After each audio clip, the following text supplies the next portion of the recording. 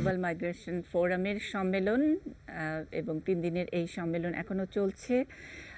এই সম্মেলন নিয়ে আমরা কথা বলবো। টেকসই উন্নয়নের জন্য অভিবাসন এই মূল প্রতিপাদ্য নিয়ে এই সম্মেলনটি এগোচ্ছে।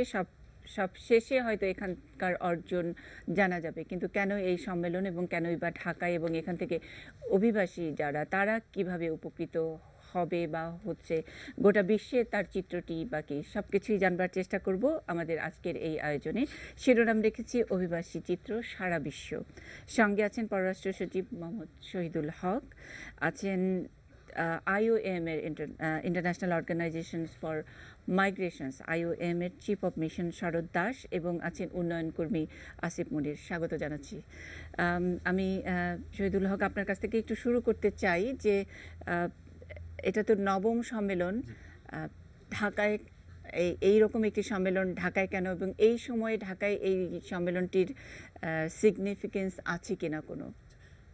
প্রথমত হলো যে আপনারা জানেন যে বাংলাদেশ বিশ্বে বেশ কয়েকটি বিষয় নেতৃত্ব দান করে, তার মধ্যে একটা হলো অভিবাসন, মাইগ্রেশন, এবং আমাদের মাননীয় প্রধানমন্ত্রী এই বিষয়ে কিছু সুনির্দিষ্ট দিক নির্দেশনা গ্লোবালি দিয়েছেন, কিছু ভিশনারি স্টেপসের কথা বলেছেন, আমরা যেটা পরবর্তীতে হয়তো আলোচনা করব। তার প্রেক্ষাপটেই GFMD, যেটা গ্লোবাল ফোরাম মাইগ্রেশন অ্যান্ড ডেভেলপমেন্টের নবম বিশ্ব সম্মেলন বাংলাদেশে হচ্ছে।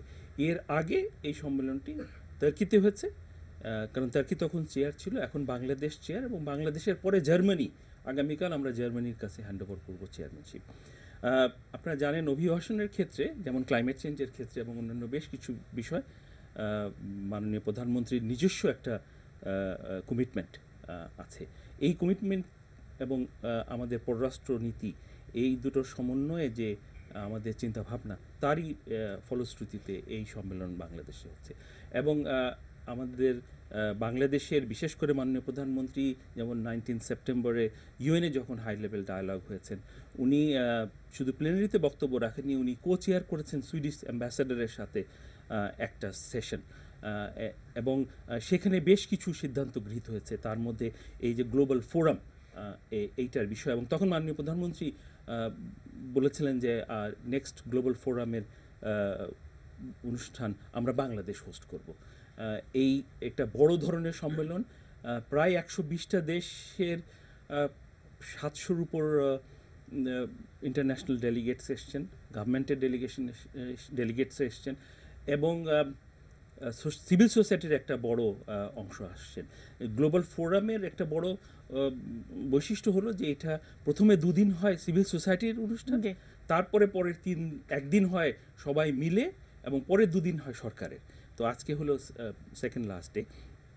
তো সেই প্রেক্ষাপটে এটা একটা বিরাট আয়োজন। আমরা সিভিল সোসাইটি থেকে প্রায় 250 পার্টিসিপেন্ট পেয়েছি, সুতরাং সব মিলে প্রায় কাছাকাছি 1000-এর মতো। এত বড় কনফারেন্স আমরা এর আগে কখনো করিনি। মাননীয় প্রধানমন্ত্রী এই সম্মেলনের উদ্বোধন করেছেন, এবং উদ্বোধনী বক্তৃতায় তিনি শুধু বাংলাদেশ কেন গোটা বিশ্বের অভিবাসীদের নিয়েই কথা বলেছেন, তবে যেই জায়গাটিতে তিনি জোর দিয়েছেন যে নিরাপদ অভিবাসনের দিকটাই তিনি মূলত জোর দিয়েছেন। এবং সেক্ষেত্রে আমাদের তো খুব এক্সপেরিয়েন্স খুব একটা ভালো না, যেহেতু আমরা সেন্ডিং কান্ট্রি বেশিরভাগ ক্ষেত্রেই। আমরা মাননীয় প্রধানমন্ত্রীর সেই রিপোর্টটি একটু দেখব, তারপর আপনার কাছে আসছি প্রশ্ন নিয়ে। অভিবাসন নিয়ে বিশ্বের সবচেয়ে বড় আন্তর্জাতিক সম্মেলন global forum on migration and development বা GFMD শনিবার থেকে ঢাকায় বসেছে এর নবম সম্মেলন, এবং বাংলাদেশ এবারের চেয়ারম্যান। বিশ্বের 125টি দেশ, 30টির বেশি আন্তর্জাতিক সংস্থা, নাগরিক ও ব্যবসায়ী সংগঠনের প্রতিনিধিরা ঢাকায় 3 দিনব্যাপী এই সম্মেলনে অভিবাসন ও বৈশ্বিক শরণার্থী পরিস্থিতিতে কি করা যায় তা নিয়ে আলোচনা ও সিদ্ধান্ত নেবেন।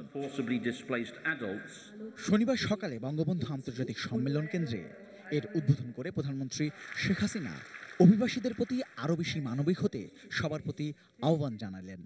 অভিবাসীগণ তাদের উদ্ভাবনী শক্তি, শ্রম এবং সম্পদ ব্যবহারের মাধ্যমে স্বাগতিক দেশের সমাজের উন্নয়নে অবদান রেখে যাচ্ছেন। তারা তাদের জীবনের সবচেয়ে মূল্যবান সময় অন্যের জন্য ব্যয় করেন। আমরা অনেক সময় তাদের মানবিক বিষয়গুলো এবং মানুষ হিসেবে ন্যূনতম অধিকারগুলোর প্রতি অবজ্ঞা প্রদর্শন করি। অভিবাসীদের কাজের নিরাপদ পরিবেশ তৈরিতে বিশ্ব নেতাদের সহযোগিতাও চাইলেন তিনি। আমাদের আরও নিশ্চিত করা প্রয়োজন যে প্রতিটি অভিবাসী যেন মর্যাদা এবং নিরাপদে চলাফেরা ও কাজ করতে পারেন। তাদের অবস্থা নির্বিশেষে যে কোনো পরিস্থিতিতে তাদের অধিকার যাতে সুরক্ষা পায় সে ব্যবস্থাও করতে হবে। অভিবাসন আর কোনোভাবেই আমাদের এবং তাদের মধ্যকার বিষয় নয়, এটা সব মানুষের এবং সব রাষ্ট্রের সমৃদ্ধি ও কল্যাণ সম্পর্কিত বিষয় হিসেবে গণ্য হচ্ছে। বিশ্বব্যাপী অভিবাসীদের দুঃখ দুর্দশা কমাতে এই সম্মেলনে একটি বাস্তবভিত্তিক চুক্তিতে আসা সম্ভব হবে বলেও আশাবাদ ব্যক্ত করেন তিনি। যেহেতু 2017 সালে জিএফএমডি বৈশ্বিক পর্যালোচনায় প্রবেশ করছে, আমাদের অবশ্যই অভিবাসীদের দুঃখ দুর্দশা লাঘবে প্রতিশ্রুতিবদ্ধ হতে হবে এবং কাজ করতে হবে। Rezwan Foyez, ATN news, Dhaka. উন্নয়ন কর্মীরা কিন্তু বরাবরই এই বিষয়টি জোর দিয়ে আসছে। আপনি অনেকদিন ধরে এই অভিবাসন নিয়েই কাজ করছেন, মাঠের একেবারে চিত্র অনেক সময় জানেন। এই যে আরও অনেক বেশি মানবিক হতে আহ্বান জানিয়েছে, সেটা মাননীয় প্রধানমন্ত্রী আমাদের বাংলাদেশে এই সম্মেলনটি হয়েছে বলে তিনি বলেছেন। হয়তো অন্য কোনো দেশে হলে সেই দেশে যিনি একটা চেয়ার করতেন বা যিনি উদ্বোধন করতেন তারা বলতেন। এই ধরনের আহ্বানগুলো হচ্ছে এবং তার সঙ্গে অনেক প্রতিষ্ঠানও কাজ করছে, অনেক উন্নয়ন সংস্থাও কাজ করছে। কিন্তু তারপরেও যে চিত্রগুলো গোটা বিশ্বে দেখছি, আমরা সিরিয়াই বলি, বাংলাদেশের সেই সমুদ্রে ভাসা মানুষগুলোই দেখি, বা এখন যে ধরনের শঙ্কা তৈরি হয়েছে বিশ্বের রাজনৈতিক বাস্তবতায়, ব্রেক্সিট বা ট্রাম্পের বিজয়ের পরে শঙ্কা আরও বেশি ঘনীভূত হচ্ছে। তাইলে আসলে এই বেসরকারি সংস্থাগুলোর এই যে চাপ, এতদিনের ক্যাম্পেইন, এগুলো কোথায় থাকছে? এই 2016-তে এসে যখন এই নভেম্বরের জন্য জিএফএমডি আয়োজন হচ্ছে, এটা একটা আলাদা তাৎপর্য থাকছে। কারণ টোটাল এই 2015-16-তে যে ঘটনাগুলো সারা বিশ্বে ঘটছে, 2015-এ আমরা বোট ক্রাইসিস দেখেছি, সিরিয়ান রেফিউজিদের প্রসঙ্গটা এসছে, লার্জ মুভমেন্ট অফ পিপল আমরা বলছি। সেখান থেকে সেইটার প্রেক্ষাপটে যখন এটা হচ্ছে, গ্লোবাল গভর্নেন্সের ক্ষেত্রে, এটা অবশ্যই স্যাররা নিশ্চয়ই এক্সপ্লেইন করবেন আরও, যে অভিবাসনের ক্ষেত্রে একটা নতুন দিক নির্দেশনা আসছে। এবং আমি গত দুদিন ধরে এখানে ছিলাম, আলাপ আলোচনায় যেটা দেখছি যে সবার মনের মধ্যে একটা নতুন উদ্দীপনা, সেটা এনজিও বলি, অ্যাক্টিভিস্টরা বলি, এখানে আন্তর্জাতিক লোকাল মিডিয়া আছে, বিভিন্ন আন্তর্জাতিক সংস্থা, ইউএন সংস্থাগুলো, আইওএম সহ অন্যান্য সংস্থাগুলো, সরকারের প্রতিনিধিরা, সবার মধ্যে একটা জায়গায় গিয়ে কোথায় যিনি মিলে যাচ্ছে যে আমরা একটা নতুন দিক নির্দেশনা পাচ্ছি, দিক নির্দেশনা পেতে যাচ্ছি। আগামী 1-2 বছরে সেটার একটা কোনো পথ খুঁজে পাওয়া যাবে এবং কিছু প্র্যাগম্যাটিক জায়গাগুলো, ক্রিয়েটিভ জায়গাগুলো। আজকে যে আলাপ আলোচনা হচ্ছিল শুনে দেখছিলাম যে এখানে স্যার বলছিলেন আজকে কনক্লুশনে একটা অনুষ্ঠানে যে অনেক ধরনের নতুন নতুন চিন্তাভাবনাগুলোও এসছে, সেখানে কীভাবে টেকনোলজিকে আমরা ব্যবহার করতে পারি সুন্দর অভিবাসন নিশ্চিত করার জন্য, নিরাপদ অভিবাসন নিশ্চিত করার জন্য। আগের থেকে পার্থক্যগুলো এখানে আরও অনেক প্রক্রিয়া কিন্তু আছে। আন্তর্জাতিক সম্মেলনগুলো হয়, আমরা এখানে আঞ্চলিক সম্মেলন হয়েছে, কলম্বো প্রসেস হয়েছে, আর অন্যান্য আলোচনাগুলো হয়েছে। কিন্তু একটা বড় পার্থক্যের জায়গাটা আস্তে আস্তে আসছে যে বাইন্ডিং নন বাইন্ডিংয়ের জায়গাটা, যে রাষ্ট্রগুলো বাধ্য থাকবে একটি যেটা মানে এগ্রিমেন্ট হবে সেটা পালন করার ক্ষেত্রে। তো ভবিষ্যতে সেরকম একটা দিক নির্দেশনা আসতে যাচ্ছে যে একটা পলিটিক্যাল কমিটমেন্টের জায়গা। তো এই দিক নির্দেশনাটা কী এবং এই গ্লোবাল গভর্নেন্সের জিনিসটা কি, এটা মানে এখানে মোর্জার এখানে বিশেষ করে শহীদুল হক স্যার এবং তাদের টিমরা কাজ করেছেন এখানে এবং জেনিভাতে, এটা আমরা সবাই অন্তত যারা এটার সাথে সম্পর্কিত তারা জানি, এবং আইওএম এখানে এবং বাইরেও কাজ করেছে। কিন্তু এনজিও, সিভিল সোসাইটি, তাদেরও একটা বড় ভূমিকা সেখানে ছিল। এখানে যারা আছেন বাংলাদেশের অ্যাক্টিভিস্টরা অনেকে আছেন যারা অলরেডি আন্তর্জাতিক পর্যায়ে সেই অ্যাক্টিভিজমের কাজগুলোর ভূমিকা রাখছেন এবং রেখেছেন, ভবিষ্যতে রাখবেন। কাজেই একটা নতুন সম্ভাবনা দেখা যাচ্ছে, বিশেষ করে সাম্প্রতিক ক্রাইসিসগুলোর ক্ষেত্রে। আমরা জঙ্গিবাদ বলি, আমরা এই মানে লার্জ যে রেফিউজি বলি, অভিবাসীদের, আমরা যদি আপনার কথা থেকে ঠিক বুঝতে পারি, নতুন সম্ভাবনা দেখা যাচ্ছে যে তাদের প্রতি যেই আবেদনগুলো করা হচ্ছে এই সম্মেলন থেকে, গ্লোবাল সম্মেলন থেকে, আরও অনেক মানবিক হওয়া, তাদেরকে কিছু টেকনোলজি সেগুলো ব্যবহার করা, পালনের তাকে প্রতিশ্রুতিগুলো আরো কংক্রিট হবে, কংক্রিট এটাই। হচ্ছে। কিন্তু আমি একটু শরৎ দাস, একটু আপনার কাছে জানতে চাই, এত সব পরিকল্পনা ইত্যাদি নেওয়া হচ্ছে, এটা এটা কাদের জন্য? এটা তো আমরা অভিবাসী বলতে বাংলাদেশে অন্তত আমরা যেটা বুঝি, যেটা আনরেজিস্টার্ড, তাদেরকে তারা আসলে সঙ্গত কারণেই তারা রেজিস্টার না, তারা গোপনে যায়, লুকিয়ে যায় ইত্যাদি নানান কারণে। তো তারা তো কখনো পরিচয় প্রকাশ করে না। তারা কিভাবে এই সব সুবিধাগুলো তারা কিভাবে নিতে পারবে? যদিও global forum for on migration and development একটা নন বাইন্ডিং ফ্রেমওয়ার্ক, তাহলেও নন বাইন্ডিং হলেও ওইখানে যে চর্চাগুলো হয়, যেগুলো যে দেশগুলোর যে অনুভূতিগুলো আছে ওগুলো এনে এখানে সকল রাষ্ট্ররা বা ইউএনআর প্রত্যেক সংস্থা কি সিভিল সোসাইটি সবাই মিলে যে চর্চাটা হয়, ওইখানে কিছু সিদ্ধান্ত যেটা আছে এটা দেশরা নিজের ক্ষেত্রে নিয়ে হয়তো এখানে তার পলিসি ফর্মুলেশনে হোক কি তার যে প্রোগ্রামেটিক ইন্টারভেনশন যে মাইগ্রেন্টের জন্য কিছু করতে পারবে। এখন ধরেন যে এইখানে কানেক্টিভিটির একটা রাউন্ড টেবিল আছে, কি ধরেন আপনার সেফ, অর্ডারলি অ্যান্ড রেগুলার মাইগ্রেশনের উপরে যে সিদ্ধান্তগুলো আসবে, ওইখানে চর্চা হয় যে নিষ্পত্তি আসবে, ওইটা যে পার্টিসিপেন্টরা আছে নিজের দেশে নিয়ে ওইটাকে ইউটিলাইজ করতে পারবে। আমরা যদি বাংলাদেশ সংক্রান্তে দেখি, যে ধরেন এখন এই যে গ্লোবাল ফোরাম ফর 9th সম্মেলন যেটা হচ্ছে, এটার এসডিজিগুলো এজেন্ডা 2030 অ্যাডপ্ট হওয়ার পরে এটা প্রথম গত বছর যে তর্ক হয়েছিল, এইখানে তো সিদ্ধান্ত হয়েছিল যে কি থিম থাকবে, কিন্তু এটার হচ্ছে যে এখানে এসডিজি আর ন্যাশনাল প্রায়োরিটি এসবগুলোকে লিঙ্ক করে যে বিষয়গুলো আপনার আছে এখানে মেম্বার স্টেটরা চর্চা করতে পারবে। আমার ধরেন যে রিডাকশন ইন দি মাইগ্রেশন কস্টের চর্চা হচ্ছে এখানে, ওইটা বাংলাদেশ জন্যও প্রযোজ্য। ওইখানে যে কান্ট্রিটা আছে, একটা ধরেন যদি ওইখানে যে চর্চা হচ্ছে যে মাইগ্রেন্ট যারা যাচ্ছে, অভিবাসীরাকে মাইগ্রেশনের কস্ট দেওয়ার দরকার হয় না, উচিত না, ওইটা চর্চা হওয়ার পরে হয়তো কিছু দেশ তার নিজের সংক্রান্তে ওইটাকে ইমপ্লিমেন্ট করতে পারবে, ওই আশা রাখা যায়, যেটা কি ইনডাইরেক্টলি অভিবাসীরাকে আপনার হেল্প মানে করবে। আপনি কষ্টের কথা বললেন যে তাদের আসলে কষ্ট দেওয়ার দরকার হয় না, সেগুলো তো আসলে এইসব ফোরামে যখন আলোচনা হয় তখন, কিন্তু বাস্তবতা হলো যে বাংলাদেশের প্র্যাকটিসগুলো যদি আমরা একটু দেখি, যে অনেক কিছু সরকারিভাবে নিয়ম প্রচারের ব্যাপারে ব্যাপক প্রচার করার পরেও যদি আমরা মালয়েশিয়ার কেসটাই যদি ধরি, যে 40,000 টাকায় মালয়েশিয়া পাঠানোর যে সরকারি উদ্যোগ, সেটা কিন্তু মানে সরকারি উদ্যোগ, সেটা একটু স্লো, এবং তার পাশাপাশি একই সঙ্গে 2.5 লক্ষ 3 লক্ষ টাকায় মালয়েশিয়া যাচ্ছিল, এবং সেখানেও আনরেজিস্টার্ড ইত্যাদির কথা, প্রতারিত হওয়ার বিষয় সবগুলোই চলে আসে। আসলে দিনের পর দিন আমরা কি খালি এক্সপেরিমেন্টের মধ্যে যাচ্ছি? মানে এটার থেকে যারা ভুক্তভোগী, তারা ফাইন্যান্সিয়ালি ভুক্তভোগী হচ্ছে, ফিজিক্যালি ভুক্তভোগী হচ্ছে, তাদের জন্য আমরা আসলে কি করছি? আসলে আমার মনে হয় যে একটু আমাদের ওই পুরো বিষয়টা একটা ঐতিহাসিক প্রেক্ষাপটে দেখা দরকার। মাইগ্রেশনটা এখন যেভাবে হয়, এটা দুটো দেশের মধ্যে হয়, এবং এটার জন্য কোনো আন্তর্জাতিক বিধিনিষেধ নেই, কোনো আমরা যেটাকে বলি ইন্টারন্যাশনাল কোনো ইনস্ট্রুমেন্ট নেই যেটা দিয়ে মাইগ্রেশন কভার করা যায়। তো এই জায়গায় একটা বড় গ্যাপ হয়ে আছে। এবং কেন গ্যাপটা আছে? কারণ এখানে ডেস্টিনেশন যারা কান্ট্রিজ আছে, তারা ঠিক চায় না যে আন্তর্জাতিক একটা অব্লিগেশনের মধ্যে আসতে। এবং একটা সময় ছিল, আপনি শুনে আশ্চর্য হবেন, আজ থেকে 15 বছর আগে, যখন মাইগ্রেশন নিয়ে কোনো ইন্টারন্যাশনাল কনফারেন্স করা যেত না।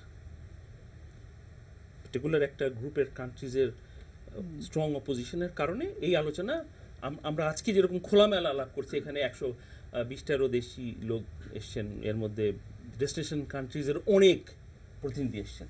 তো এই প্রথম একটা খোলামেলা আলাপ করা যাচ্ছে। আরেকটা যেটা জিনিস হয়েছে, যেটা 19শে সেপ্টেম্বর এবার নিউ ইয়র্কে, আচ্ছা আরেকটা জিনিস বলি, সেটা হলো যে জাতিসংঘ এই অভিবাসন, ইন্টারন্যাশনাল মাইগ্রেশন ইস্যুটা নিয়ে ডিল করতে পারছিল না 15 বছর আগে। এটা সাবজেক্টই ছিল না ইন্টারন্যাশনাল, এবং সেই জন্য IOM ওই একটা স্টপ গ্যাপ মেজর হিসেবে ইভলভ করেছে। এই এখন আমরা ইউএনএ শুধু আলাপ করতে পারি না, এই বছর 19 সেপ্টেম্বরে এটা নিয়ে একটা প্রথম সামিট হয়েছে, যেখানে মাইগ্রেশন অ্যান্ড রিফিউজি নিয়ে আলাপ হওয়ার পরে সিদ্ধান্ত হয়েছে যে আমরা এই মেম্বার স্টেটসরা 2 বছর নেগোসিয়েশন করবেন এবং দুটো কম্প্যাক্ট তৈরি করবেন, একটা হলো মাইগ্রেশন কম্প্যাক্ট আর একটা রেফিউজি কম্প্যাক্ট। কারণ এটার কোনো আন্তর্জাতিক ইনস্ট্রুমেন্ট নেই। এবং এই যে মাইগ্রেশন কম্প্যাক্টের প্রপোজালটা আমাদের মাননীয় প্রধানমন্ত্রী দিয়েছেন, দেওয়ার পর এখন সবাই মিলে সব দেশ মিলে রাজি হয়েছে এবং আমরা আশা করি যে এই মাইগ্রেশন কম্প্যাক্টের মধ্যে বড় যে একটা মাধ্যমেই এই যে ইন্টারন্যাশনালি মাইগ্রেশনকে রেগুলেট করার যে একটা গ্যাপ, এই গ্যাপটা পূরণ হবে। এই বিষয়টি স্ট্রংলি আলাপ হয়েছে এবং আপনি আমাদের মাননীয় প্রধানমন্ত্রীর বক্তব্যে দেখবেন, মাননীয় পররাষ্ট্রমন্ত্রীর বক্তব্যে দেখবেন যে ওনারা রাইটস ইস্যুটাকে ফোকাস করেছেন। এই রাইটস ইস্যুটা এনশিওর করার কোনো ইনস্ট্রুমেন্ট নেই। আমরা এখন যেটা করি সেটা হলো বাইল্যাটারালি করি অথবা বিজনেস টু বিজনেস করি, কিন্তু যেমন ট্রেডের কথায় আসে, মানে বিজনেস টু বিজনেস কি সেটা আপনারা আমরা এটা কি নেগোশিয়েট করতে পারি? না, সেজন্যই বলছি, যেমন ট্রেডও এক সময় এরকম ছিল যে একটা দেশ আরেকটা দেশের সাথে ট্রেড করতো, ডিপেন্ডিং অন ওই দেশের strength in the international politics, ওইটা ডিপেন্ড করতো। তারপরে কিন্তু অনেক নেগোসিয়েশনের পরে গ্যাটস থেকে WTO হয়েছে। এখন কিন্তু ট্রেডের জন্য একটা রিজিম আছে, ইচ্ছা করলেই একটা দেশ আরেকটা ছোট দেশকে বা অন্য দেশকে ডিসক্রিমিনেটরি স্টেপ নিতে পারে না। এক্স্যাক্টলি আমরা ওইরকম একটা রিজিমের কথা চিন্তা করছি, যেখানে এই মাইগ্রেশনটাও রেগুলেট করা যাবে। এই যে ডিসক্রিমিনেশন, এই যেটা আপনি যেটা কথা বললেন, হাই কস্টের কথা বললেন, ইচ্ছা করলেই কিছু লোককে আমরা বার করে দিলাম এক দেশ থেকে, এই জিনিসগুলো আমরা আশা করি যে ওই কম্প্যাক্টের মাধ্যমে সম্ভব হবে এবং এইটা একটা ইন্টারন্যাশনাল রিজিমের মধ্যে আসবে। মানে যদি অ্যাগ্রি করে, মানে যে রিসিভিং কান্ট্রিগুলো যদি অ্যাগ্রি করে, তারা রাজি হয়েছে যে তারা 2 বছর ধরে নেগোশিয়েট করে একটা নতুন ডিজাইন, একটা নতুন আর্কিটেকচার, একটা নতুন রিজিম করবেন যার মধ্যে রেগুলেটেড হবে। এই যে প্রথম স্টেপটা যে সবাই মিলে আমরা ইউনাইটেড নেশনসে রাজি হয়েছি, এটি একটা বড় ডিপার্চার। ওই জিনিসটা আমাদের ঢাকা কনফারেন্সে আলাপ হচ্ছে। যে আমি সহজ করে যদি একটু বুঝি যে এখন যেই সব দেশে এরকম ধরেন আসলে কথার কথা তাদের দেশে কাজ করানোর জন্য লোক লাগবে, আমাদের দক্ষ অদক্ষ যাই হোক না কেন আমাদের লোক লাগবে, সুতরাং তারা যেই অ্যাগ্রিমেন্টটার মধ্যে যাবে সেটা থ্রু এই ফোরামে যেসব আলোচনাগুলো হচ্ছে, ক্লজগুলো আপনারা রাখছেন, সেগুলো মেনেই তারা প্রপোজালটা দিবে। ব্যাপারটা তো এখন যেরকম ট্রেড যখন হয়, দুটো দেশের মধ্যে ট্রেড হয়, কিন্তু ওই ট্রেডটা কিছুটা ন্যাশনাল রুলস রেগুলেশনের মধ্যে গড়ে, কিন্তু ওই national rules and regulation cannot be inconsistent with the WTO regime. Exactly আমরা ওইটার কথা চিন্তা, এখন ওই WTO রিজিমটা নাই মাইগ্রেশনের ক্ষেত্রে। আমাদের বাস্তবতায় সরকারি এবং বেসরকারি দুটো চ্যাপ্টার রয়েছে। সরকারিভাবে হয়তো আমরা রেজিস্টারদের নিয়ে আমরা কোনো সমস্যার মধ্যেই পড়ি না, কিন্তু বেশিরভাগই তো আনরেজিস্টার্ড, এবং এই তাদেরকেই আমরা আসলে সমুদ্রে ভাসতে দেখি, তাদেরকেই আমরা মালয়েশিয়ার রাস্তার নিচে থাকতে দেখি, তাদেরকেই আমরা দেখি যে সৌদি আরব থেকে ফেরত পাঠাচ্ছে, সিরিয়া থেকে তারা চলে এসে এয়ারপোর্টে বসে থাকতে। তো সেই ব্যাপারে আসলে এটা আমি ফরেন সেক্রেটারির কাছে প্রশ্ন করছি। আমরা যেটা প্রস্তাব করেছি এবং মাননীয় প্রধানমন্ত্রী যখন নিউ ইয়র্কে ভাষণ দেন যে উনি কম্প্যাক্টটা কিভাবে দেখতে চান, ওখানে উনি বলেছেন যে মাইগ্রেশন মানে 4 ধরনের মাইগ্রেশন মোবিলিটি আছে। একটা হলো যে আমাদের অনেক মানুষই কিন্তু পৃথিবীতে মাইগ্রেট করে নর্মালভাবে সাস্টেনেবল ডেভেলপমেন্টের জন্য, ডাক্তার হয়ে যায়, ইঞ্জিনিয়ার হয়ে যায়, পড়তে যায়, এটা একটা বড় ট্রেন্ড আছে এবং এটাই কিন্তু অনেক, আমরা এটা নিয়ে অনেক সময় শুনি না, কারণ skill migration and students migration then rest of it. আরেকটা আছে হিউম্যান ট্রাফিকিং স্মাগলিং, যেটা আপনার কথা বলছি, এইটাকেও আমরা বলেছি যে এই স্ট্রিমের সাথে সাথে এই স্ট্রিমটাকেও আমাদেরকে স্ট্রংলি বন্ধ করতে হবে। এইখানে আমাদের স্ট্রং ইন্টারন্যাশনাল রিজিম দরকার। এখানেই কিন্তু শেষ না, আর একটা স্ট্রিম আছে, সেটা হলো displacement due to climate change and political crisis. এটাও এখন বড় একটা সিরিয়া লিবিয়া যেটার কথাই বলে, এই স্ট্রিমটাও আছে। এই 3টে স্ট্রিমই শেষ না, তারপর একটা স্ট্রিম আছে রেফিউজি স্ট্রিম। তো আমাদের মাননীয় প্রধানমন্ত্রী যেটা দিক নির্দেশনা দিয়েছেন, সেটা হলো যে এই 4টা স্ট্রিমকে একটা ফ্রেমে দেখতে হবে। এবং আমরা চাই যে এরকম একটা ইন্টারন্যাশনাল রিজিম গড়ে উঠবে যে এই 4 ধরনের ফ্লোটাকে একই সাথে ম্যানেজ করবে ইন কোহারেন্ট ম্যানার। কারণ আপনি যদি কমাতে চান ইরেগুলার মাইগ্রেশন, রেগুলার মাইগ্রেশন আপনাকে বাড়াতে হবে। সুতরাং এটার একটা ডিসপ্লেসমেন্ট আপনাকে অ্যাড্রেস করতেই হবে যদি ক্লাইমেট চেঞ্জের ক্ষেত্রে হয়। ওইখানে কিছু নাই। একই সাথে আপনাকে মনে রাখতে হবে যে একটা স্ট্রিম সবসময় পৃথিবীতে থাকবে, তার হলো রেফিউজি। কিন্তু এদেরকে একদম বাদ দিয়ে আপনি মাইগ্রেশনের কথা বলতে পারবেন না। আমরা আজকেও কিন্তু একেবারে রেফিউজি ইস্যুটা বাদ দিয়ে মাইগ্রেশনের আলোচনাটা করতে চাই না, কারণ যে প্রেক্ষাপটে আজকে এই সম্মেলনটি অনুষ্ঠিত হচ্ছে তার দুদিন আগে আমরা সংসদে মাননীয় প্রধানমন্ত্রী কিন্তু পরপর দুদিন তিনি বলেছেন ইন্টারন্যাশনাল কমিউনিটিকে এই রোহিঙ্গা ইস্যুতে আরও বেশি জোরালো ভূমিকা পালন করার কথা বলেছেন। এবং তিনি আরও একটি কথা বলেছেন যে সামরিকভাবে আসলে এই রোহিঙ্গা ইস্যুর সমাধান করা কি সম্ভব, তিনি এরকম একটি প্রশ্ন রেখেছেন। আর আমরা প্রতিদিনই হয়তো এরকম ছবি দেখছি যে অনেক নারী শিশু সমুদ্রে ভাসছে। একদিকে আমাদের একটা পিছনের একটা লম্বা সময়ের একটা অতীত, যে প্রায় 28 বছর ধরে বোধহয় বাংলাদেশে এরকম একটি ক্যাম্প আছে এবং সেখানে আমরা ডকুমেন্টেড আনডকুমেন্টেড প্রায় 15 লাখের উপরে মিশে গেছে, এরকমও কথা আছে। তো সেরকম একটি বাস্তবতায় মানবিক হওয়ার কথা বলছি, এদিকে আবার বাংলাদেশের সভরেন্টি মানে নিরাপত্তাও তো অনেক সময় হুমকির মধ্যে পড়ছে।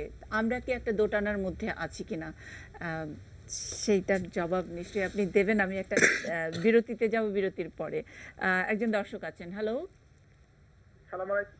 ওয়ালাইকুম সালাম। জি, আমার নাম আব্দুর রহমান। আমি গত 8/22 দেশে এসেছি লিবিয়া থেকে। আমি লিবিয়ার সাতরাতা নামে শহরে থাকি, যেখান থেকে আর কি নৌকায় চড়ে ইটালির পথে বাংলাদেশি এবং বিভিন্ন দেশিরা যায়। আমি সেই শহরে দীর্ঘ 4 বছর ছিলাম। এখান থেকে আমি দেখছি অনেক বাংলাদেশি, তারা কোনো চাকরি করে না, তারা শুধু রুম ভাড়া নিয়ে আছে, এরা শুধু দালালি করে, নিরহ বাঙালিদেরকে নিয়ে প্রলোভন দেখিয়ে বিভিন্ন সিস্টেম করে এরা পাঠায় অনেক কষ্ট দিয়ে। আমার একটা গ্রাম সম্পর্কে চাচা হয়, 2 বছরে মারাও গেছে। আচ্ছা, এটা আমি আসার পর ইস্তাম্বুলে থেকে আসার পথে ইস্তাম্বুলে দেখলাম তুর্কিতে এখানে প্রায় 70-80 জন বাংলাদেশি তুর্কি ইস্তাম্বুলের বিমানবন্দরে মেজর শুয়ে আছে। আমি অনেকেরই জিজ্ঞেস করছি বাঙালি দেখে যে ভাই আপনারা কি পথে কই যাবেন, কয় আমরা লিবিয়াতে যাব।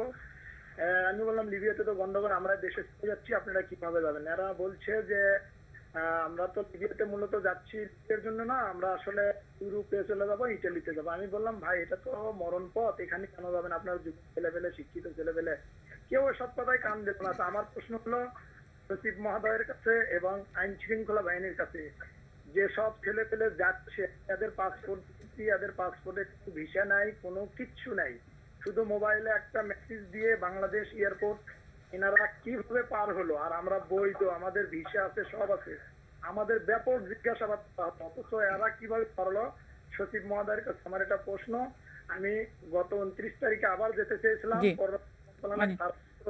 অনেক ধন্যবাদ, আপনার প্রশ্নটি বুঝতে পেরেছি। বিরতির পরে আমরা জবাব পাচ্ছি, থাকুন এটি নিজের সঙ্গে।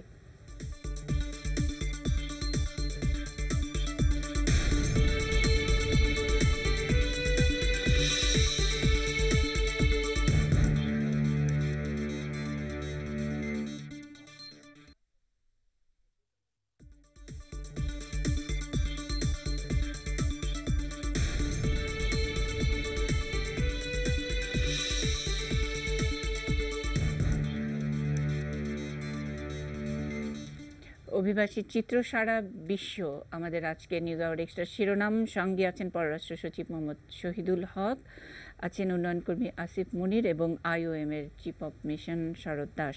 বিরতিতে যাবার আগে দর্শকের একটি প্রশ্ন এবং আমারও একটি প্রশ্ন, আপনি আমার প্রশ্নের আগে জবাব দেবেন যে আমরা এই যেটা বলেছিলাম যে রোহিঙ্গা ইস্যু, যেটা এই জায়গায় কি আমরা একটা দোটানার মধ্যে আছি কিনা? প্রথমত যে আমরা আমার মনে হয় যে আমরা রোহিঙ্গা শব্দটা ব্যবহার করা ঠিক হবে না। এইটা মুসলিমস অফ রাখাইন অথবা মিয়ানমার ন্যাশনালস বলতে পারি, এটাই তাদের পরিচয়। ওইখানে মানে সুকি তো বোধহয় তাই বলেছে যে মুসলিম সাব জি, রাখাইন মুসলিম সাব বলে রাখাইন তারা তাদেরকে নিজেদেরকে আইডেন্টিফাই করলে তারা আসলে তাদের জাতীয়তা মানে পাবে। যে কোনো দেশের ফোর্সড যখন ডিসপ্লেসমেন্ট হয় তখন যদি এই ফোর্স ডিসপ্লেসমেন্টের কারণে যদি লোক বাইরে যায় তাহলে যেই দেশে গেল সেই দেশের কিন্তু সবসময় একটা দোটানা থাকে। একটা হলো যে এরা একটা অস্বাভাবিক অবস্থায় এসছে আমার দেশে, সুতরাং আমি তো এদেরকে আমন্ত্রণ জানিয়ে আনিনি, তো আর সমস্যাটা আমার না, সমস্যা যে দেশ থেকে এসছে সেই দেশের সমস্যা, সমাধানটা ওইখানেই খুঁজতে হবে। এক, দু নম্বর হলো যে আবার এর একটা হিউম্যানিটেরিয়ান সাইড আছে। সো ওই যে আপনি দোটানার কথা বললেন, একটা হিউম্যানিটেরিয়ান সাইড আছে। যখন একজন অসুস্থ বৃদ্ধ মানুষ আসে, বয়স্ক মহিলারা আসেন, বাচ্চারা আসেন, হয়তো অনেক দিন খান নাই, খুবই খারাপ অবস্থা, তখন একটা দেশ কী করবে? এবং এই ডায়লেমাটা ইউরোপে ফেস করছে। যখন সিরিয়া থেকে এরকম লোকজন লিবিয়া থেকে এসছে, আপনি দেখেন ইউরোপে মানে শেষ পর্যন্ত কিন্তু ইউরোপকে হোস্ট করতে হয়েছে তাদেরকে। তো সেরকম আমরাও কিন্তু একটা সমস্যার মধ্যে পড়ি, কিন্তু একই সাথে ওই সমস্যার সমাধান কিন্তু যে দেশ থেকে এসছে ওই দেশেই খুঁজতে হবে। এবং আমরা সবসময় আন্তর্জাতিক পর্যায়ে বলি যে এটা তারা ও দেশের ন্যাশনাল, যার হিস্টোরিক এভিডেন্স আছে যে তারা ওই দেশের ন্যাশনাল, এবং তাদের সমাধান হলো তাদের দেশে ফিরে যাওয়া। আমি দুবার গেছি ওই এলাকায়, এবং ওখানে এখনও তাদের মানে আমরা যেই কমিউনিটির কথা এখন বলছি অ্যাবাউট 1.5 মিলিয়ন। তো এর মধ্যে যদি ধরেন যে 7-8 লাখ যদি অলরেডি বাইরে এসে থাকে, তাহলে আরও 7-8 লাখ ওখানে আছে। সুতরাং এই যে একটা কমিউনিটি, এইটার একমাত্র সমাধান হলো রিউনিয়ন, তার নিজের দেশে ফিরে যাওয়া এবং ওইখানেই জীবিকা ব্যবস্থা করা। এবং আমার মনে এটা সম্ভব। আমরা এটার এই বিষয়ে আমরা আলোচনা করে আসছি, কিন্তু জিএফএমডির মধ্যে যে আলোচনাটা যেভাবে আসে সেটা হলো ফোর্স ডিসপ্লেসমেন্ট, এবং সেটা বাংলাদেশ স্পেসিফিক না, সারা পৃথিবীরটা নিয়ে আলাপ হয়। এবং সেখানে আপনি শুনে আশ্চর্য হবেন যে ইভেন ইউরোপিয়ানদের যে পলিসি এই মুহূর্তে, সেটাও ক্রিটিক্যালি আমরা তুলে এনেছি। বিশেষ করে সিভিল সোসাইটি তো এক্সট্রিমলি ভোকাল। সুতরাং এই জিনিসগুলো নিয়ে একটা আন্তর্জাতিক রিজিম হওয়া দরকার, এটি হলো ডিমান্ড। যেটা মুনির বলল যে একটা মনে হচ্ছে একটা কনভার্জেন্স অফ ওপিনিয়ন, এবং এই কনভার্জেন্স অ্যান্ড ওপিনিয়ন করার পিছনে বাংলাদেশের তো একটা বড় অবদান। আমি নিঃসন্দেহে বলতে পারি মাননীয় প্রধানমন্ত্রীর একটা রেকগনাইজড রোল আছে, যেটা অনেক সময় বাংলাদেশের ভিতরে থেকে বোঝা যায় না, বাইরে গেলে বোঝা যায়। যেমন যখন আমরা এই 19 সেপ্টেম্বর সেক্রেটারি জেনারেল বান কি মুন বললেন যে একটা বড় কনফারেন্স করতে চাই, মানে প্রধানমন্ত্রীকে দাওয়াত দিলেন, তখন সুইডিশ প্রাইম মিনিস্টার আমাদের প্রাইম মিনিস্টারকে ফোন করলেন যে 2-3টা রাউন্ড টেবিল হবে, তো একটা রাউন্ড টেবিলে আমি আপনার সাথে চেয়ার করতে চাই। তো এটাও অলসো শোজ যে ওনার লিডারশিপ ইন দিস। তো আমরা আশা করি সেই জন্য যে এই ফোরামের মাধ্যমে এই জিনিসগুলোর একটা স্থায়ী সমাধানের রাস্তা খোলার সূচনা হবে। সো এখানে আইওএম কি করবে? মানে এরকম একটি স্থায়ী সমাধানের রাস্তা খোলার চেষ্টা করছে, সেটা বাংলাদেশ সরকার এবং অন্যান্য যারা ডিগনিটারিজ যারা এসছে, ইউএন বডি অনেকে এসছে, সিভিল সোসাইটির লোকজন এসছে। সো আইওএম এর রোলটা আমরা একটু জানতে চাই। আইওএম এখন যে সচিব সাহেব বললেন যে আমার গ্লোবাল কম্প্যাক্টের যে প্রক্রিয়াটা যেটা হবে, ওইখানে আইওএম এর তো 65 ইয়ার্সের এক্সপিরিয়েন্স আছে মাইগ্রেশন উপরে। এখন আমরা ইউএন সিস্টেমে আসলাম, কিন্তু 65 বছর পুরানো অর্গানাইজেশন। সো আমার যে এক্সপিরিয়েন্স আছে ওইটাতে নিয়ে যে ইন্টারন্যাশনাল কমিউনিটিকে, প্রত্যেক মেম্বার স্টেটরা যারা এই প্রক্রিয়াতে ভাগ নেবেন, তাকে আমরা টেকনিক্যাল অ্যাডভাইস দিব, গাইডেন্স দিব। আর যদি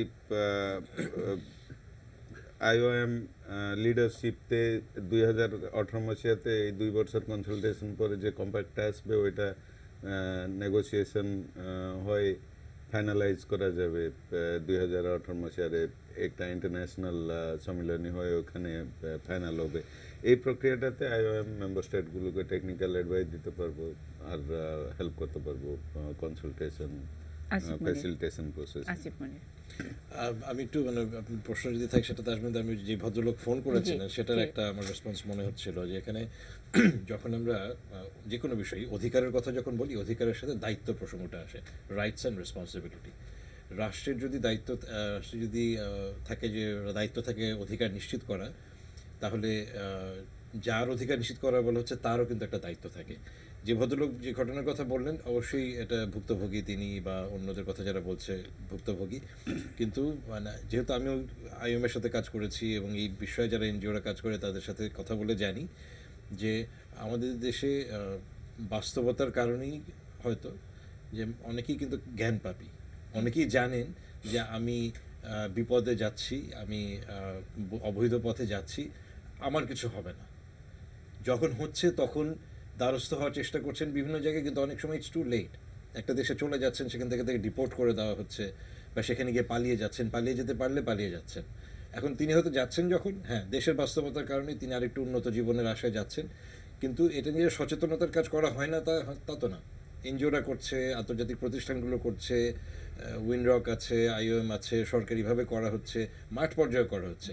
এবং যেসব এলাকা থেকে বেশি মানুষ যায়, ধরেন কক্সবাজার মহেশখালী এলাকা আছে, কুমিল্লা চট্টগ্রাম আছে, ওইদিকে সিলেটের একটা বড় অঞ্চল আছে, এদিকে হয়তো খুলনা যশোরের এলাকা আছে, উত্তরবঙ্গ থেকে কম যায়। এবং এই যে যারা ফেরত এসছে গত বছর বোট পিপল, সেখানেও দেখা গেলো এই ট্রেন্ডটা এরকমই। অনেকেই বলছেন হ্যাঁ আমরা জানি। এরকম আমি নিজে যখন কক্সবাজারে কাজ করেছি আইএমের সাথে দেখেছি, এরকম বলেছে ভাই আমি বৈধ পথে একবার গেছিলাম, গিয়ে ফেরত এসছে, আমাকে ডিপোর্ট করা হয়ে মানে কাগজপত্র ওই যে শেষ হয়ে গেছিলো, তারপরে সে ফেরত এসছে, তারপরে আবার এটা দিয়ে ট্রাই করেছে, সমুদ্র পথে ট্রাই করেছে। সে যে জানে না তা তো না, সে জানে। মানে এখন ওই জানার কারণগুলোকে মানে জেনেই তাকে তাহলে একটু চিন্তা করতে হবে, ঠিক আছে আমি রিস্ক নিব কি নিব না, এটা শুধুমাত্র সরকারের উপর দায়িত্ব চাপিয়ে দিলে হবে। তাহলে আমরা কি আসলে মানে একটা বড় সংখ্যক জ্ঞানপাপীদের জন্য এই কাজগুলো করছি? এটা আমার মানে উত্তর নেই, আমি বাংলাদেশের বাস্তবতা। আমি একটু আসিফ মনির আপনার কথার সূত্র ধরে একটু ফুটেজ একটু দেখাই। লামাতে গত বছরই সম্ভবত আমরা আমাদের ক্যামেরার সামনে যে ছবি ধরা পড়লো। জি। ট্রলারে আসতে আমাদের দালালে বলছিল আপনার সময় লাগবে 1 সপ্তাহ, সেখানে আমাদের লাগছে আপনার সাগরে ছিলাম হচ্ছে 18 দিন। তো এই 18 দিন আসতে আসতে জীবনে যা না দেখেছি তা অনেক কিছু দেখেছি। সেখানে মনে করেন এক কথায় আমরা মৃত্যু হাতে করে যখন আসছি, মৃত্যু আমাদের মানে এমন অবস্থা আমরা ছিলাম সাগরের যে কি বলতে গেলে এখন খুবই খারাপ লাগে। যখন আমাদের উঠেছিল বললে বড় শিপ, কিন্তু নিয়ে যাওয়ার পরে ছোট ট্রলার, হয়তো বা 100 লোক হয়তো বা আমরা ভালোভাবে আসতে পারবো। সেখানে লোক উঠাইতে আমাদের লোক উঠাইছে 711 জন। মানে বসারও কোনো কায়দা নেই, দাঁড়ানোরও কোনো কায়দা নাই, যেদিকে তাকায় সাগর আর সাগর। মানুষ বললো যে খাওয়া যাক 2 বার দিব, কিন্তু খাওয়া তো দেয় না। পানি হয়তো বা 1 শিফট এতটুক করে দেয় 2 বার, 1 মুঠো চিড়া আর 1 মুঠো ভাত আর 2টো করে শুকনো মরিচ। একই এর জন্য মানুষ মনে করেন যে খাওয়া জায়গা। এটা মালয়েশিয়া থেকে, এবং এই সমুদ্র পথে যারা গেছে, আমি আসলে গত বছর লামা থানায় এরকম অনেকজনের, যেটা আসিফ মনি বলছিলেন একেবারে এক্সাক্ট একই গল্প, এবং প্রত্যেকটি মানুষ লাইন ধরে সকলকে আমি জিজ্ঞেস করেছি যে ওনারা জানেন কিনা যে এই পথে যাওয়াটা বিপজ্জনক। ওনারা উত্তর দিয়েছেন যে জানেন না। আমরা টেলিভিশন এগুলো দেখাই, উনি বলেছেন টেলিভিশন দেখি না। তারপরে আমি জিজ্ঞেস করেছি আমাকে চেনেন কেন, বলছে হ্যাঁ আপনাকে টেলিভিশনে দেখি। তো মানে ওই আমরা সেই কারণেই বলছিলাম যে এই জ্ঞান পাবে জেনে বুঝে যারা এই কাজগুলো করছে, এমন না যে সবাই সেরকম, কিন্তু আছে বেশ কিছু। আপনার মনে আছে যে আপনি গত 2 বছর আগে একটা প্রোগ্রাম করেছিলেন মালয়েশিয়ার সাথে, কানেক্ট বাংলাদেশ। সেখানে কিন্তু অনেকেই বলেছিল যে আমি তো জানতাম, কিন্তু এত খারাপ সেটা জানতাম না, আবার জেনেই এসছি, এরকম অনেকেই ছিলেন। এবং জানি যে এটা আমরা লিগালি যাচ্ছি না। তো প্রশ্ন হলো যে আপনি যদি জানেন লিগালি যাচ্ছেন না, যদি জানেন না তো এত কষ্ট করে যেতে হবে, তাহলে যাচ্ছেন কেন? এইটারও একটা সোসাইটাল একটা রেসপন্স আসতে হবে। জি, কিন্তু আমাদের যে দর্শক একজন ফোন করেছেন, ওনার প্রশ্নের একটা অংশ ছিল যে ধরেন পাসপোর্টে কোনো সিল নাই, ভিসা নাই, এতগুলো মানুষ কিভাবে আচ্ছা, চলে গেল? আচ্ছা, জি, লিবিয়া যাওয়ার ব্যাপারে আমি বলি যে আমাদের সরকারের লিবিয়া এবং সিরিয়া যাওয়ার ব্যাপারে ফুল আপনার এমবার্গো আছে, জি। ফুল এমবার্গো আছে। কিন্তু কারা যে লিবিয়ার আমি আমি আমি বলি যে কেউ যদি লিবিয়ায় এখন বসবাস করে থাকে, অনেক দিন ধরে বসবাস করছে, তারা ছুটিতে আসে, জি, এই যারা ছুটিতে আসে সংখ্যা খুবই কম, তারা ফিরে যেতে পারে বিকজ তাদের ভ্যালিড ডকুমেন্টস আছে লিবিয়ার জন্য, সিরিয়ার জন্য না, তারা যেতে পারে। তাছাড়া কারো বৈধভাবে লিবিয়ায় নতুনভাবে যাওয়ার লিগ্যাল কোনো প্রভিশনস নেই, এবং আমরা এয়ারপোর্টে এবং সব জায়গায় এই ব্যাপারে এমবার্গো দিয়েছি। তখন আপনি জিজ্ঞেস করেছেন কীভাবে যায়, তো এখন সে জানে লিবিয়ায় সে যেতে পারে না, সে এখান থেকে দেখা সে নেপালে যাচ্ছে, আচ্ছা, বাকি স্টোরি সে কাউকে কখনো বলে না। তারপরে নেপালে যে ওখান থেকে অথবা ধরেন ভারতের একটা জায়গায় যাচ্ছে, অথবা ধরেন ব্যাংকক যাচ্ছে, ওখান থেকে যায়, এইরকম ডেসপারেট তার মানে লোকজন আছে। সরাসরি এখান থেকে যে লিবিয়া যাচ্ছে সেটা যাচ্ছে না, যাচ্ছে না, কাগজপত্রগুলো মাঝপথে কোথাও ম্যানুফ্যাকচার হচ্ছে, কেউ কাউকে হ্যান্ড ওভার করে দিচ্ছে, এই ধরনের ঘটনা আমরা শুনেছি। এই যে একটা racket, global smuggling and trafficking এর, কেউ বলে 20 বিলিয়ন অ্যানুয়ালি, কেউ বলে 50 বিলিয়ন জি, রোটেট করে, এদের একটা বড় কিন্তু বাংলাদেশেও আছে। হ্যাঁ, এবং অনেক সময় মানুষ না জেনে যায়, অনেক সময় কিন্তু জেনে যায়। তো এই জিনিসগুলোই ঠিকভাবে ইন্টারন্যাশনালি একটা ফ্রেমের মধ্যে এনে রেগুলেট করা উচিত। আগে জানেন যে আগে ট্রেড যখন WTO ছিল না, তখন ইনফর্মাল ট্রেড হতো, নানা ধরনের পন্থা অবলম্বন করে কি করে মুনাফা অনেক আসতে পারে সেই ধরনের প্রভিশন ছিল। এখন কিন্তু আর এগুলো সম্ভব না, এখন অনেক ট্রান্সপারেন্ট হয়ে গেছে। আমরা ঠিক ওইটাই চাচ্ছি যে ওরকম একটা ট্রান্সপারেন্ট, মনিটরেবল, ইমপ্লিমেন্টেবল একটা রিজিম হোক এবং মানুষের দুঃখ দশা কমে আসুক। মানে আমাদের একজন দর্শক আছেন ফোনে, আমরা একটু প্রশ্নটি নেব। হ্যালো, আসসালামু আলাইকুম। ওয়ালাইকুম আসসালাম। আমার প্রশ্ন ঠিক না, অনুরোধ আর কি, যে মালয়েশিয়াতে আমরা থাকি, জি, তো মালয়েশিয়াতে এই সরকারি হসপিটাল গুলাতে যখন আমরা কোনো বিষয়ে অ্যাডমিট হতে মানে কোনো বিষয় পরীক্ষা করতে বা করতে গেলে, যেমন আমি গেছিলাম ডায়াবেটিস পরীক্ষা করতে, জি, ডায়াবেটিসের পরীক্ষা সাধারণত আউটে 4 রিঙ্গিতে হয়ে যায় আর কি। তো অন্যান্য যে কোনো পরীক্ষার জন্য সরকারি হসপিটালে লোকাল লোকদের জন্য শুধু 5 রিঙ্গিত অ্যাডমিশন, কিন্তু আমাদের জন্য 50 রিঙ্গিত একটা পরীক্ষার জন্য, ওদের জন্য 1 রিঙ্গিত, আমাদের জন্য যেমন ব্লাড টেস্টের জন্য 64 রিঙ্গিত, তারপরে আরেকটা এই যে পেশাব পরীক্ষার জন্য 23 রিঙ্গিত, এরকম মানে যা এক্সেস। এই যে বৈষম্য, এইটার ব্যাপারে কি এই ফোরামে কোনো মানে অনুরোধ জানানো জি, আপনি একটু বলবেন, আপনি কি মানে বৈধভাবে গেছেন নাকি আপনার প্রায় 26 বছর হলে আছেন, বৈধভাবে আছেন? বৈধভাবে আছেন, আপনার কাগজপত্র আছে, কিন্তু তারপরেও আমাদের দেশের যারা আপনারা যারা এখানে একটা জিনিস, যে গত বছর একটা সিস্টেম ছিল, এখন আছে কিনা এটা জানি না, যে কাগজ আমি মানে ডেঙ্গু জ্বরের জন্য গেছি আর কি, তো যাওয়ার পরে খুবই অসুস্থ অবস্থায় সেখানে একজনকে আমি নিয়ে গেছি সাথে, বলতেছে যে আগে থানায় যাও, যাওয়ার পর তোমার কাগজটা কি ভেরিফিকেশন করে আসো, থানা থেকে রিপোর্ট নিয়ে আসো যে আসলে এটা সত্যিকার না জাল। জি, আচ্ছা, আপনার কি হেলথ ইন্স্যুরেন্স আছে কিনা? আপনি 26 হেলথ ইন্স্যুরেন্স আছে, কিন্তু তারপরে বৈষম্য। অনেক ধন্যবাদ, মালয়েশিয়া থেকে ফোন করেছেন এবং আমাদের অনুষ্ঠান দেখছেন। আপনার যে প্রশ্ন, সেই প্রশ্নের জবাব দেবেন আমাদের পররাষ্ট্র সচিব এখানে আছেন, তিনি এই বিষয়টি নিজেই ডিল করেন। আমরা একটা বিরতির পরে আপনার প্রশ্নের উত্তর শুনবো। থাকুন এটি নিউজের সঙ্গেই।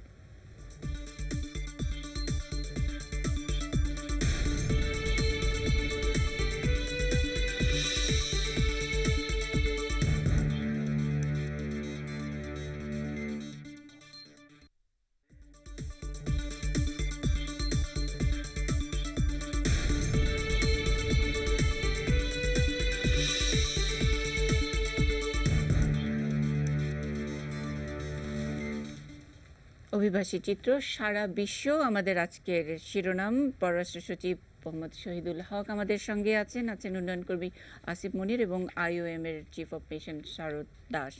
বিরতিতে যাবার আগে একজন দর্শক ফোন করেছিলেন মালয়েশিয়া থেকে, তার হেলথ কার্ড আছে কিন্তু তারপরে বৈষম্যের শিকার। কিন্তু আমরা যেহেতু গ্লোবাল ফোরামের এই সামিটটা নিয়ে কথা বলছি, আরও অন্যান্য জায়গা থেকেও নিশ্চয়ই প্রশ্ন আছে। কেন আমি আসলে আপনাকে প্রশ্ন করছি না এইসব, যেমন ব্রেক্সিট নিয়ে যারা একটু ভীত আছে তাদের এক ধরনের কোয়ারিজ আছে যে আমাদের আসলে বাংলাদেশ সরকার এটা ভাবছে কিনা বা তাদের অবস্থাটা কি হবে, এই ফোরামে এই বিষয়গুলো আলোচিত হয়েছে কিনা। আর ট্রাম্পের ইলেকশন কভার করতে গিয়ে তো একটা অন্য চিত্র সকলের মনে, মেক্সিকান, বাংলাদেশি, পাকিস্তানি সবার চোখেই এক ধরনের শঙ্কা। সুতরাং এই জায়গাটিও তো এই গ্লোবাল ফোরামেই আলোচিত হয়। আগে যদি আমাদের মালয়েশিয়ার ভাইটির প্রশ্নের উত্তরটি দেন। ধন্যবাদ প্রশ্নটা করার জন্য। আসলে এটাকে বলে ডিসক্রিমিনেশন মাইগ্রেন্টসদের ব্যাপারে, এবং এই যাতে মাইগ্রেন্টদের জন্য মানে নন ন্যাশনালসদেরকে ডিসক্রিমিনেটরি কোনো প্র্যাকটিসের মধ্যে আনা যাবে না, এই ধরনের কোনো ইন্টারন্যাশনাল অব্লিগেশনস নেই রাষ্ট্রের উপর। সেই জন্যই এটা করা সম্ভব। সেইটি আমরা বলছি যে একটা ইন্টারন্যাশনাল সিস্টেম থাকতে হবে যেখানে এই ধরনের ডিসক্রিমিনেশন অন এনি গ্রাউন্ড করা যাবে না। এবং আপনি শুনে আশ্চর্য হবেন, প্রথমবারের মতো এজেন্ডা 2030 যখন নেগোসিয়েশন হয় সেখানেও বাংলাদেশ কিন্তু লিড করেছিল। তখন ওখানে আমরা একটা প্যারা ইন্ট্রোডিউস করলাম, একটা টার্গেট ইন্ট্রোডিউস করলাম, সেটা হলো রাইটস অফ মাইগ্রেন্ট ওয়ার্কার্স। তখন আমরা বললাম যে শুধু রাইটস অফ মাইগ্রেন্ট ওয়ার্কার বললে আর হবে না, কারণ এরকম দেখা যাচ্ছে যে অনেক মাইগ্রেন্ট ওয়ার্কার্স তারা ইরেগুলার সিচুয়েশনে আছে, তার রাইটসটা কী হবে? তার তো কোনো রাইটস নেই। যেটা আপনার যখন ওই কানেক্টিং বাংলাদেশ প্রোগ্রামটা করেছে তখন আমরা দেখেছি যে মানুষ যখন একটা ইলিগাল সিচুয়েশনে থাকে তখন তো তার আর কোনো রাইটস থাকে না।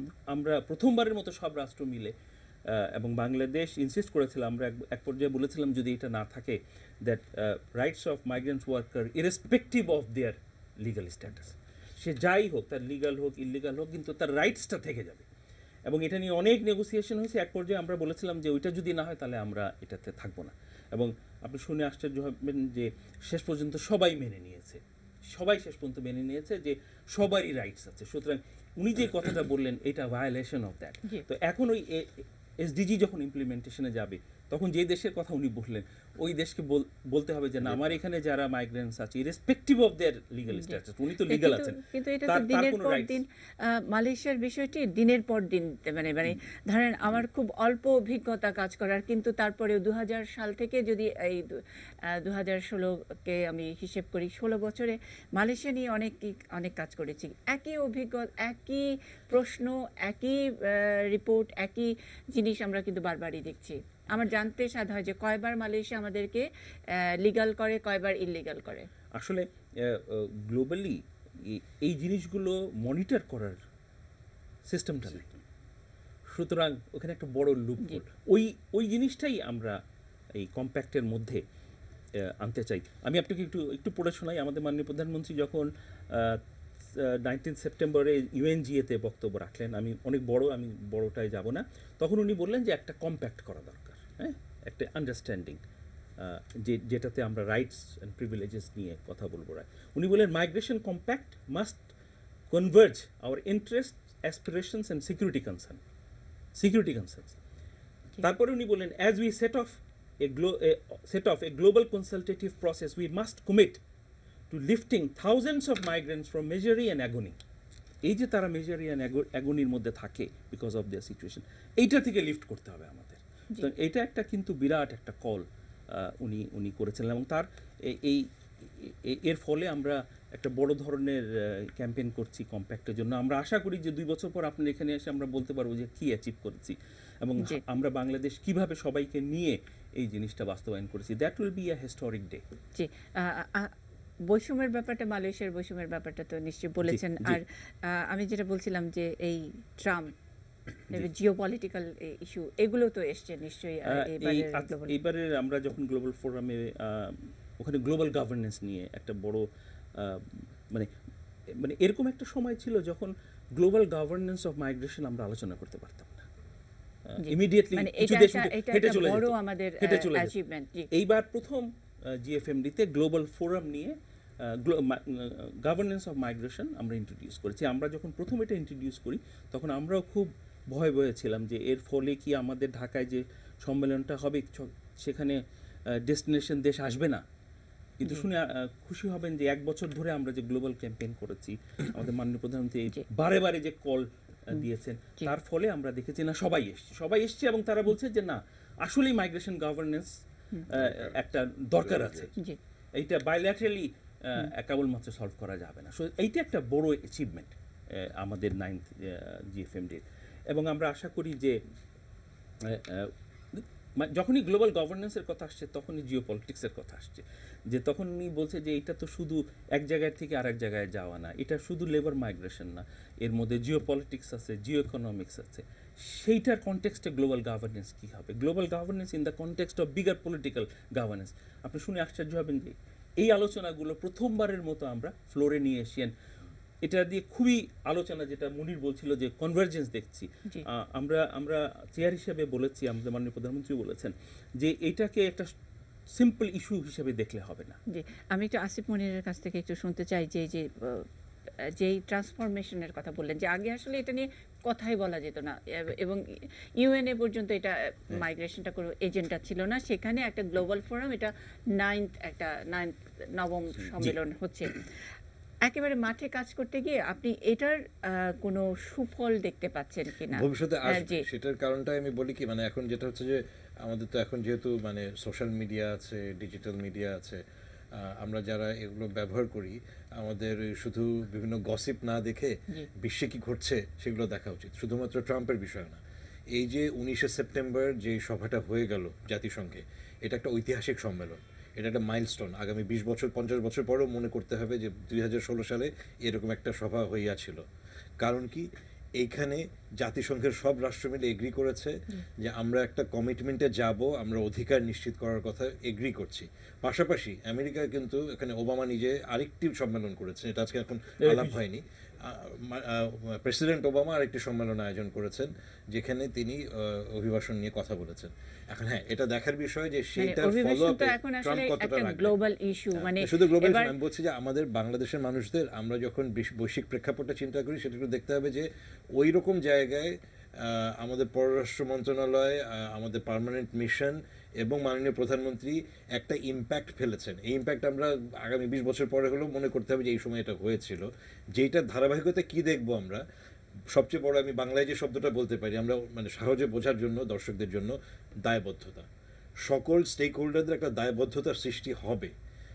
এখন পর্যন্ত কংক্রিট দায়বদ্ধতা নাই, আমি কোনো রাষ্ট্রের কথা বলছি না, কিন্তু যে কোনো রাষ্ট্রের অনেক সময় বলা হয় যে এটা আমাদের আভ্যন্তরীণ ব্যাপার, আমরা আমাদের মতো করে ডিল করব, কিন্তু এরপরে সেটা হবে না। ইন্টারন্যাশনাল যে রেজিম হবে ওইটার ক্ষেত্রে বাধ্য হবে, যদি সে পালন না করে, সে যদি দেশের আইন কানুন, আমাদের দেশেও এখন আইন কানুন আছে, অনেক সময় সরকারের বাইরে থেকে আলোচনাগুলো হয় যে আমাদের সুন্দর সুন্দর অনেক আয় আছে, সেগুলো কিন্তু বাস্তবায়ন হয় না। এরপরে কিন্তু পরিবর্তন যেটা হবে, বাস্তবায়ন না করলে জাতিসংঘের জবাবদিহি করতে হবে যে কেন বাস্তবায়ন ঠিক মতো হয়নি, এইটাই পরিবর্তনটা আসবে। এবং অবভিয়াসলি আইওএম সেখানে প্রেশার গ্রুপ হিসেবে কাজ করবে। আইওএম এর আসলে এই জায়গায় স্ট্র্যাটেজিটা কি যদি বলেন? না, এখন যে মেম্বার রাষ্ট্ররা, মেম্বার স্টেটরা, তার যে আসিফ যে বললেন যে দায়বদ্ধতা আসবে, দায়বদ্ধতাটাকে মনিটর করার জন্য তো মেকানিজমের দরকার আছে। আপনি যে জানেন যে এমডিজি যে সময় ছিল, এমডিজিতে তো কোনো মাইগ্রেশনের রিফ্লেকশনই ছিল না। এখন এসডিজি আসার পরে অনেক এসডিজিতে মাইগ্রেশনটাকে যে রিফ্লেক্ট করা হয়েছে। এখন 169 টার্গেটস ইন্ডিকেটার্স যেটা আছে, টার্গেটস যেটা আছে তার ভিতরে দিয়ে যেহেতু মেম্বার স্টেটরা যে সময় কমপ্লাই করবে, ওইটা করার সময় অবভিয়াসলি মাইগ্রেশন সম্পর্কিত যে টার্গেটগুলো আছে ওইটার উপরেও জবাবদারি থাকবে। একজন দর্শক আছেন ফোনে। হ্যালো, আসসালামু আলাইকুম, আমি বাসাপুর থেকে মুখলিসুর রহমান বলছি। আমার প্রশ্ন হলো সচিব মহোদয়ের কাছে, যে কিছু লোক এয়ারপোর্টে যাচ্ছে, তাদের বয়স 40 থেকে 50, তারা স্টুডেন্ট ভিসা কি করে মালয়েশিয়া যায়? 1 নম্বর। 2 নম্বর হচ্ছে পাসপোর্টের কিছু লোক আছে, তারা ওই ছবিটা ঠিকই থাকে, নামটা পরিবর্তন করে দেয় পাসপোর্টের মধ্যে। এটা কি করে সম্ভব? আমার সচিব মহোদয়ের কাছে এই প্রশ্ন। বাস, আসসালামু আলাইকুম।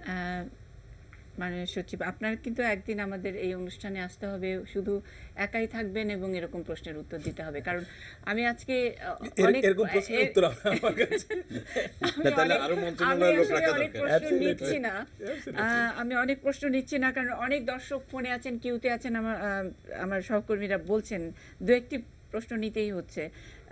এই প্রশ্নের উত্তর জবাবটি কি দেবেন? আমি একটা ছোট্ট বিরতি নিয়ে আসবো।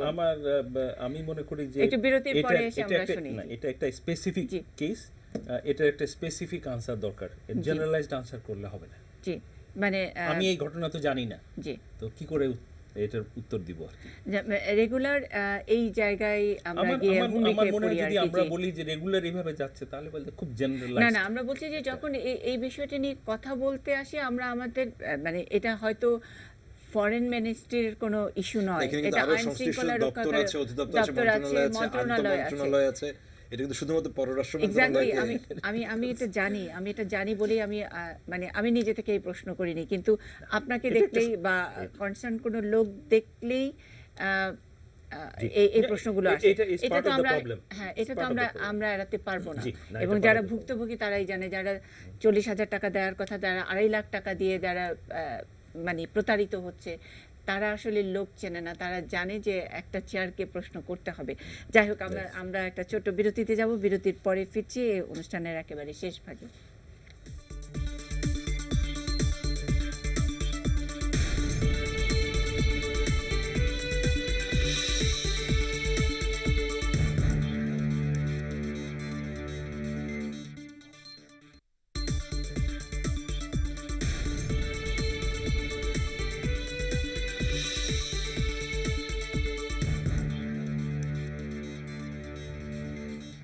অভিবাসীর চিত্র সারা বিশ্ব, আমাদের আজকে নিউজ আওয়ার এক্সট্রার শিরোনাম। সঙ্গে আছেন পররাষ্ট্র সচিব মোহাম্মদ শহীদুল হক, আছেন IOM এর চিফ অফ মিশন শরৎ দাস এবং উন্নয়ন কর্মী আসিফ মুনির। একেবারে শেষ ভাগে, যেহেতু সম্মেলনটি এখনও চলছে, সেখান থেকে প্রত্যাশার বিষয়টি, আমরা পুরোটাই প্রত্যাশার মধ্যেই আছি, এবং অ্যাচিভমেন্টের অনেক গল্প আপনি অনেক ইন্ডিকেটর অনেক কিছু আমাদের সামনে হাজির করেছেন। তারপরেও বলি যে যেহেতু আমরা শিরোনামটি রেখেছি অভিবাসী চিত্র সারা বিশ্ব, এবং অভিবাসন এবং রিফিউজি দুইটা, আপনি বলেছেন যে দুইটার ভাগ কিন্তু উইদিন দ্য মাইগ্রেশন ওয়ান ফ্রেমে আছে।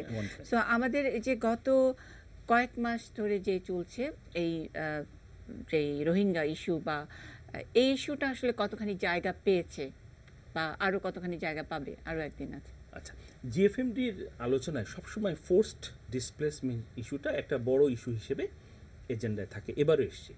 সুতরাং স্পেসিফিক কোনো দেশের ফোর্স ডিসপ্লেসমেন্ট নিয়ে ওইভাবে আলোচনা হয় না, বাট ব্রডার ডিসপ্লেসমেন্ট ইস্যু নিয়ে যখন আলোচনা হয়, ফোর্স ডিসপ্লেসমেন্ট ইস্যু নিয়ে আলোচনা হয়, তখন এই বিষয়টি চলে আসে। আমি আপনাকে বলেছি যে 4টা বড় স্ট্রিম আছে, একটা এর মধ্যে force displacement due to political, climate change and other issues একটা থাকে, এবং এইগুলি হলো গ্যাপ ইন্টারন্যাশনাল রিজিমে, যে এগুলো কিভাবে রাষ্ট্র রিজলভ করবে, কিভাবে এটা নিয়ে আলোচনা হবে, ইন্টারন্যাশনাল নর্মসটা কি, সেইটা সেটেল করা হয়নি। আপনি জানেন যে এই ইস্যুটা এবার সিকিউরিটি কাউন্সিলে উঠেছিল, ডিবেট হয়েছে।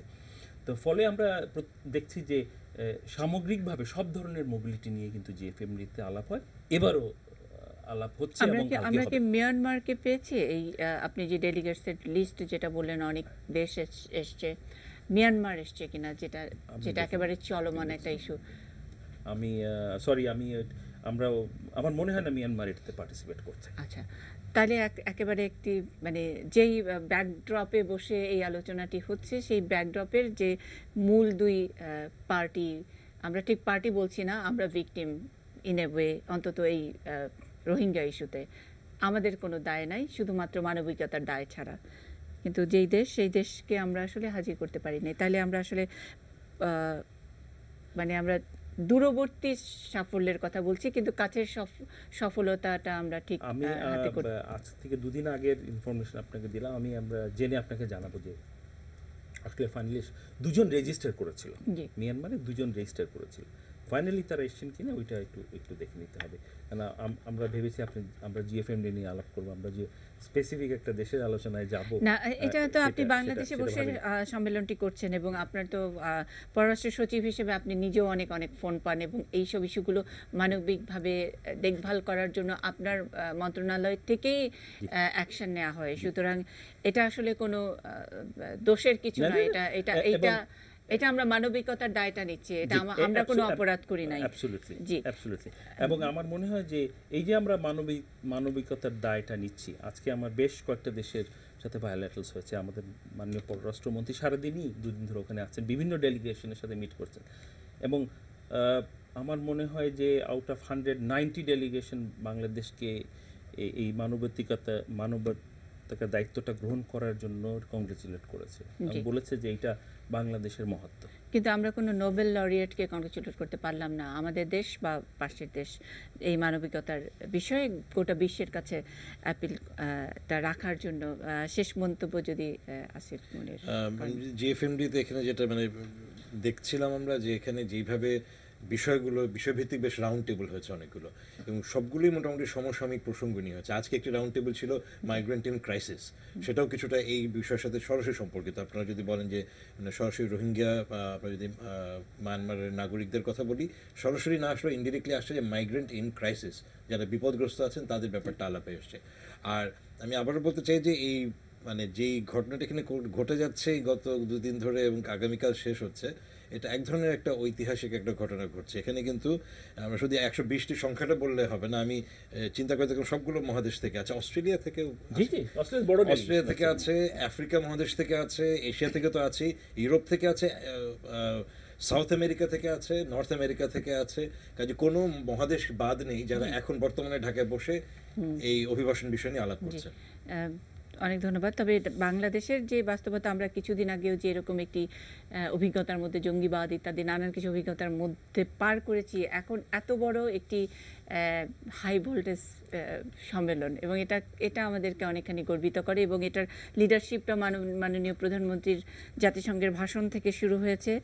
আমরা শুধুমাত্র লেবার সেন্ডিং কান্ট্রি হিসেবেই আমাদের পরিচিত নয়, আমরা মানবিকভাবে রিফিউজি এবং 28 বছর ধরে পাশের দেশের অনেক মানুষদেরকে দেখভাল করার যে অভিজ্ঞতা সেটাও বাংলাদেশের আছে। সেটার অন্তত কৃতিত্ব কেউ না দিক, আমাদেরকে অন্তত তিরস্কার করবে না, সেটুকু অন্তত আশা করতে পারি। তবে এই সম্মেলনের সার্বিক সাফল্য এবং সেটা নিশ্চয়ই বাংলাদেশের কপালে অনেকখানি যাবে, সেটুকু কামনা করছি। অনেক অনেক ধন্যবাদ আমাদেরকে সময় দেওয়ার জন্য। ধন্যবাদ দর্শক যারা ছিলেন আমাদের সঙ্গে।